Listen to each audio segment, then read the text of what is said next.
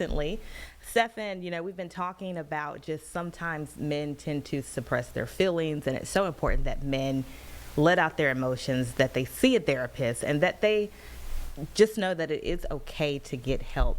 A lot of times there are things to look out for. Tell us about what are some of the symptoms of mental health disorders in men?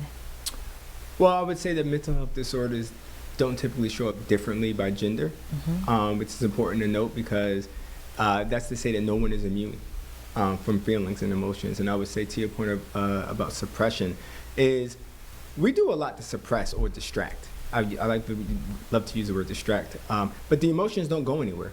They did not disappear. They just were put on a shelf or swept under the rug or under the mattress. And what happens typically that we would show up, typically what I see in terms of symptoms that bring folks into care or into to seeing a provider is all of a sudden things that we were doing that worked all of a sudden stop working. We're finding it difficult to concentrate at work. I work with a lot of professionals who are just like, I'm missing deadlines now. Things just aren't seem to clicking. I'm misspelling words. I can't seem to hold my attention. I wonder what it could be. Often it's a suppression of feelings sometimes there. Sometimes it's, I'm all of a sudden, I'm much more irritable than I used to be. I didn't used to snap as quickly as I used to. Typically there's a suppressed emotion somewhere there that's triggering that. Or I used to really enjoy doing things. I don't really enjoy doing them as much. I used to get out more, but I don't find as much enjoyment. And so those are always things that you can look at and say, I wonder what's behind that. And it's typically a suppressed emotion there. And when they are dealing with that, with those symptoms, it's very important. As we mentioned, they need to get help. They need to see a therapist. And you are a psychotherapist, so you see these people every single day. One question that a lot of people have, because I've heard some people say there are some good therapists and there are some not so great therapists. How can you vet your therapist to make sure that you are getting the right person that works for you? I love that question. I'm going to say I love all my mental health clinicians out there, so I'm not going to say there's good or bad. I'd say everyone is different. But that's true because everyone in life there's no two people the same. And so I always recommend a couple things. I recommend you, if you're ever interested in actually setting up and facilitating your first ever session, I would recommend set up a 15-minute consultation. I don't know of any mental health clinicians that don't offer a free session just to see if there's a match there. So some questions you can ask are, what populations have you typically worked with? Here's what I'm struggling with, or here's what I'm finding to be a challenge. How do you approach this type of work? Right? Because there's talk therapy, which is, hey, I can sit and I can listen, I can hear, I can offer perspective. There's a lot of other modalities. There's EMDR, which is the trauma-enforced modality. There's DBT, there's CBT. There's all these different acronyms. Feel free to ask, can you explain to me what modality, for your viewers out there, the term modality means? How do I go about helping you? Another term, approach. How do you plan to help me be the best version of me? That's a question I would lead with. Have you ever worked with a person who identifies as whatever you identify? Like, there's no question I would not put on the table, because you're walking into a room with someone that you're hoping to have a safe, trusting space. Now is the time to ask every question you have. And guess what? If it's not a good match, cool. Next. Doesn't have to work. Keep like it dating. moving. Just keep it moving. Yeah, till you find the right person, right? The right person. A lot of times we hear that men get blamed for a lot of stuff when things don't go right. Men do get blamed a lot. How important is it, especially in this world that we're living in, for men to get that support they need and just to be uplifted? How important is that, especially with the clients that you serve?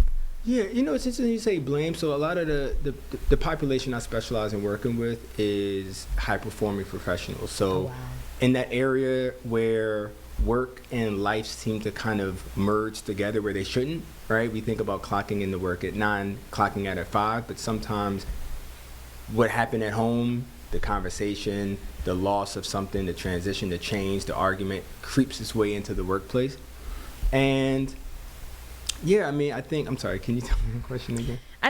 Men, a lot of times they do feel like blame. They're getting blamed. And you mentioned that the men you work with, I'm sure they're very hard on themselves. That's because they're having to make sure that they're overperforming. That's right, yeah. To the point about blame, I think that the clients that I tend to work with, especially the high-performing professionals, are very much open to taking on more accountability than required. Whether it be blame, whether it be accountability, whether it be projects, whether it be whatever. And that's just like putting a little bit more into your backpack, putting a little bit more into your backpack, putting more and more, and you're carrying and carrying and carrying. And I would just encourage, again, with that blame, is to recognize that you can only carry but so much. Here's a quick analogy I offer people. I might could juggle a ball, one ball to the other, maybe two. Me personally, I can't do three, but I know if I tried to juggle four, all the balls are gonna fall on the floor. Wow. Same kind of analogy that I would encourage viewers to think about as you're carrying blame, as you're carrying the responsibilities of a household, as you're carrying the responsibilities of a profession. You can only do but so much. And I know that you mentioned to me that health is really important for you, and as we are wrapping up Men's Mental Health Awareness Month, lifestyle changes can really have a huge impact. It can really help improve mental health, physical activity, healthy eating. You mentioned getting that amount of sleep, exercising. What do you tell your clients when it comes to just making sure that they are doing, sometimes just the simple changes can make a difference? I actually love this word that I picked up from my practice owner at Caladrius Therapy. Shout out to Jesse, and this idea of writing a personal policy for yourself. Similar to like you go to the restaurant and they say, hey, our dress code is no this, no this, no that. And there's a policy there. So I always encourage my clients, and we'll do it sometimes together, is to write a personal policy for yourself for fulfillment, right? What makes me feel fulfilled? How do I take care of myself? And there's a difference also in self-care, self-love. We can have a whole conversation on just that. I encourage viewers to look up, Google the difference. Self-care and self-love is different. I really encourage clients to practice self-care. Go get a haircut, do your grooming, go buy a pair of shoes if that's what you're into. But self-love takes time to sit with yourself. Turn the phone off, wake up in the morning and sit in a room in silence. For 30 seconds. That's hard. Turn the phone off. It is. But you'll be surprised. I encourage people to meet themselves. Meet themselves every time they can. We're going to wrap up pretty soon, but any final thoughts, anything else you have to your viewers, and also how can people learn more about what you do in your organization as well? Yeah, so I recommend, for anybody that heard anything that's like, I'm curious, that made a great point, maybe I want to have a follow-up question, feel free to reach out to me. I do have a site at therapy4professionals.com.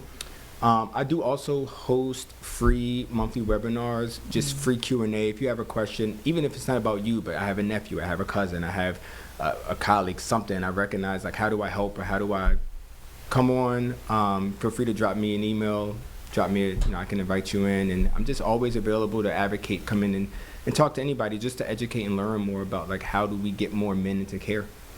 Care is so important, and we have about 2 minutes left. In less than 2 minutes, if you could tell our viewers, especially men, as we wrap up Men's Mental Health Awareness Month, what is your final advice to the men right now? We deserve to be fulfilled and happy. We deserve to not simply tolerate life, to survive life, but we should thrive in life. That doesn't mean that we don't take care of our responsibilities. It doesn't mean we stand up and we do what we have to do as a man to hold it down for our household, ourselves, our communities. But also, balance is key. We also deserve to be valued, and we deserve to see ourselves, we deserve to break generational trauma. We deserve a hug. Like a good old fashioned come here, let me, not just dap me up, but we deserve like a good hug and a good cry. Like, men do cry. I'm telling you. Yeah, and it's okay to cry. Please, let me tell you. You let out a good cry, you're going to be all right. Even if you have to do it by yourself, go for a walk, let it out. But that'd be what I'll leave you with. It's okay. And I'm glad you said that, because so oftentimes, as we spoke about, men are taught, be tough, suppress your feelings. And sometimes it's okay to cry. It's okay to share your emotions. Yes, you could cry from being mad. Just let it out. Yeah. Yeah. All right. Well, thank you so much for being with us, Stephen Garlington. We really appreciate your time. What a great way to wrap up Men's Mental Health Awareness Month. We appreciate it.